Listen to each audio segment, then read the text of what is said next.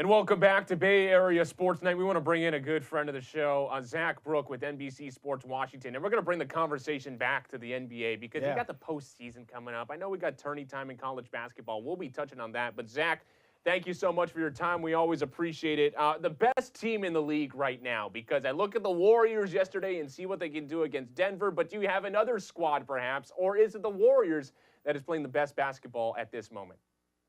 I think definitely on the West Coast, you have to give it to the Warriors. But overall, I'd probably have to say Milwaukee. They're playing remarkable. They get the best record in basketball, and they're missing a lot of pieces. Brogdon's out, Gasol's out, Mirotic is out, and they're somehow they're making with one guy. There's got to be a focus and awareness up and down the roster. Incredible. Who knows is standout going to be win coach of the year, and they're getting it done. Still got to see if they can get it done in the playoffs, but at least for the regular season, right now, I think they're the hottest team. I think they've won 7 of their last 10. But the Warriors on the West Coast has a really impressive win last night in Denver, and it made Denver look like they might be a first-round exit. Yeah, what do you think Denver is missing, Zach? You know, Mark and I had been talking about them a little bit earlier in the show. What do you think it is that doesn't sell them to you? It's just like, I know they took Michael Porter Jr. last year in the draft, knowing that he probably would miss the entire season, and they missed the postseason last year because they lost that final game to Minnesota, and they've been playing really well this season. But I think they anticipated Isaiah Thomas would have more of an impact than he has, and he's fallen really out of the rotation, and it really hasn't made that much of a difference.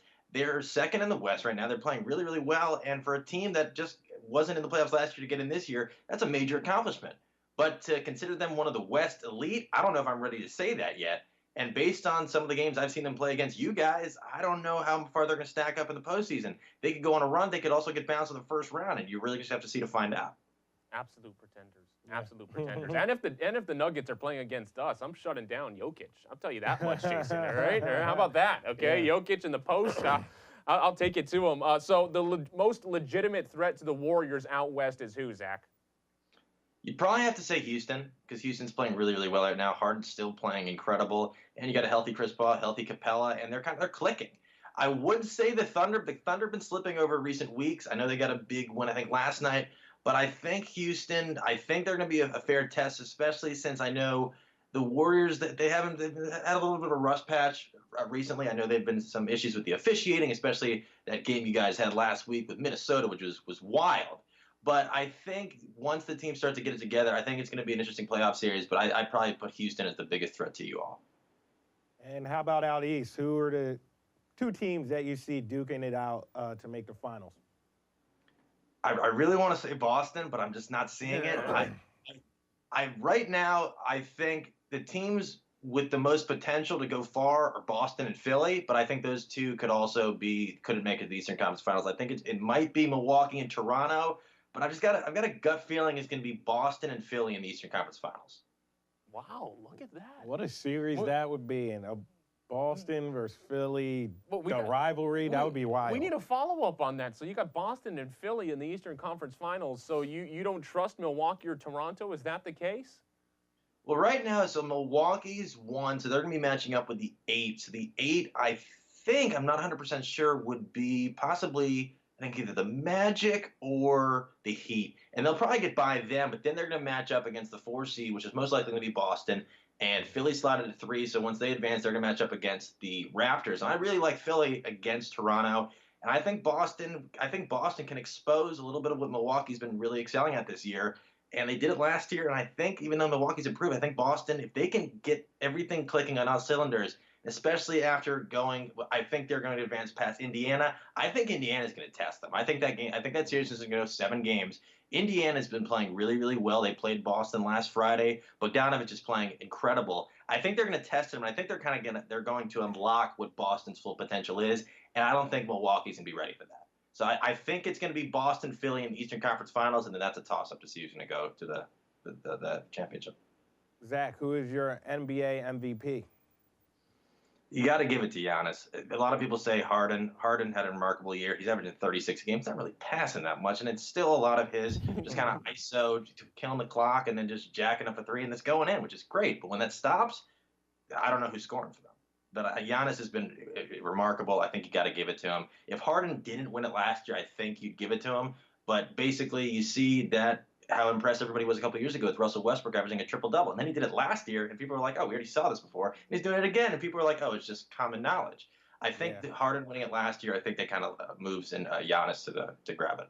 Yeah, and I think the fact that Giannis has taken just such an impressive jump going into this season. I want to switch gears to some college basketball. You got Final Four this weekend, Zach. This is the Final Four we all projected. Absolutely, right? I mean, Auburn, Virginia, Texas Tech, Michigan State. The most dangerous team left in the field right now, in your opinion? I actually had Duke, UVA, Tech, and Auburn, but I have Duke winning it all. So thanks, Mitch. Thanks, Tom. Wow. I still have a chance, but I don't like my chances. But It's going to be great. There's not as many marquee names. None of the Blue Bloods are really in it. And Virginia was really the one that everybody expected to go down first. Michigan State's been a great story. They don't really have any big-name guys, but Cassius Winston's been great. And they were much better than Duke the other day. And Duke really kind of got exposed. It's crazy that Duke really kind of skid by because two teams missed game winners. And then they lost because R.J. Barrett couldn't get it done. I also think that might potentially drop his draft stock, but that's another conversation. But I really like Michigan State. I think they're legit. But I think Texas Tech, I was saying it last week, I really like Chris Beard's squad, and I think Jared Culver, I think he's going to emerge this weekend, and I think they're going to upset Michigan State. Yeah, Jared Culver, he's a beast. He's going to be a lottery pick too. You believed in these teams as well, Jason. I can't lie. I didn't believe in Texas Tech. I always loved Culver, but I didn't think they'd make it this far. I believed in UVA though, because UVA, even though they're my only team that I had in the Final Four, and even though they got bounced by UMBC last year in the opening round, they had too much talent. They've just rolled through the best conference in the world like the past 3 years, and it's like they're going to break through some point. So I thought this would be the year. So since they're the only team I have left, I'm going to go with them winning the national championship. The best player is from Philadelphia, so I'll pull Is that in line with what you're thinking, Zach? I think that they've been catching fire, at least in the second weekend. The first weekend, they struggled against Gardner-Webb, sort of kind of snuck past Oklahoma. But last weekend, they matched up really, really well with Purdue. Even Carson Edwards dropped, 43 points, and they could still get it done. And they really kind of have a nice blend of guards, swingman, and that their big man's been playing unreal. That was a crazy buzzer beater he had to send that game into overtime where they ultimately won. And I think they're going to be a tough out. But Auburn can get hot quickly. I know their starting power forward is not going to play, but he will be there, and that'll reinvigorate the team. And if it's a shootout, I'm going with Auburn. But if Auburn's not hitting shots, I think UVA is going to blow them out. Exactly, and they seem to be the most complete team right now left in the field. I mean, the other schools have had some really, really nice stories, but Virginia has been especially impressive. Does any team even really have a regional advantage right now? It's in Minneapolis. What's the closest? There's not even Auburn, nope. I guess Michigan State is probably the closest team. Virginia isn't, Texas isn't. Michigan State, but it's still. That has to be like a 6-hour drive. Of course, Minneapolis, the most exciting place to have an event of that nature. It's probably snowing. Zach, I know you're a big baseball fan. So are we. We were talking about the A's earlier, but what are some of your biggest takeaways from what you've seen in the majors just a week in? I think the Phillies are doing a lot better than people thought. I think people thought maybe. I'm telling you, people thought that. I'm not saying this because Jason likes the Phillies. I'm telling you this because 161-1 this year. Yeah, and the one was from today, so we'll figure that out later. But no, Harper last night, I thought he was going to struggle a little bit being in D.C. back for the first time, but he kind of played that villain role. And there was a lot more booing than I expected there to be. And honestly, I kind of side with Harper because it's not like the Nats tried their hardest to keep him. And he went to the Phillies. They got a great offer. They're playing really well. I know they started undefeated. They lost today to a guy who had a walk-off walk, and then he got sent back down to the minors, which is that's here nor there. But they've been playing really, really well. Pitching's great, and they're just starting to gel. They've been really, really good. I think I saw that the first 4-0 start they've had in like 100 years, which is wild. But now it's 4-1, and we'll see how long that losing streak continues. But that's been great. And then in Baltimore, the Orioles have been really surprising. I didn't expect anything from them this year, and I think they won 4 in a row. They lost today. They lost the first game, but that's incredible. And they've got opening day at Camden Yards tomorrow afternoon, so that's going to be. I'm sure it's going to be a packed house. What's wrong with Boston, Zach? Because watching them right now, they can't score runs. I'm not really sure. Maybe it's just kind of like a World Series hangover. Maybe maybe they didn't expect the rest of the division to be playing that well, and maybe I don't know. It's hard to go back to back. Maybe Mookie Betts wants a contract extension. He saw what Trout got. Maybe that could be something like that. I know Sale or Price got an extension, but maybe there's something around that. But I think they'll pick it up. It's just the first week. Anything can happen.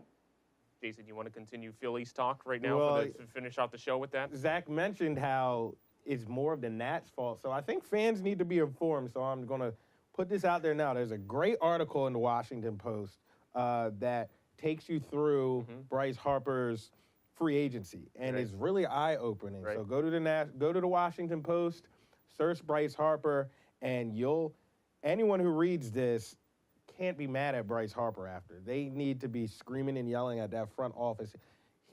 The Nats offered him $100 million less than any other team. Right. Yeah. That's all you need to know. Right. Yeah, no, and seeing that, yeah, you're like, okay, I understand why now the Phillies swooped in. Zach Brook with NBC Sports Washington. Zach, I really appreciate your time and insight. Enjoy the games this weekend, Zach. So I guess we'll be celebrating a Virginia Final Four win, huh? Yeah, We'll see. Perhaps. Tony Bennett. Yeah, enjoy the games and enjoy seeing the NBA playoff picture get whittled down. Have a good one, Zach. Appreciate it. Thanks.